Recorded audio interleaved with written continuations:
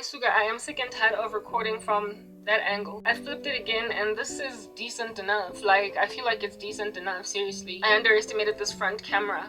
I was frustrated severely. Plus my battery appears to be running low, so when it gets to like 5%, even though it's in the charger, I'll stop recording. At least from this angle, maybe this thing. I've got comfort. Like I'm less kind of unhinged or frazzled by the conditions of my recording. So guys, I woke up this morning just to see so much indiscretion on the part of my family members. Abantu bakithi, like my mom, my younger sister, just priding themselves in impilo yam ebuhlungu because I won't settle. And while my family are not the best of people, my family members have abandoned me to the dogs. They have left me to the elements. They're not innocent. But this here is induced. It's what I'm getting at. It is induced by witchcraft. There is a sect of men in this country, in South Africa, and I would go so far as to say abroad, all over the world, that will do anything by any means necessary to get women. And this is a fulfillment, essentially, of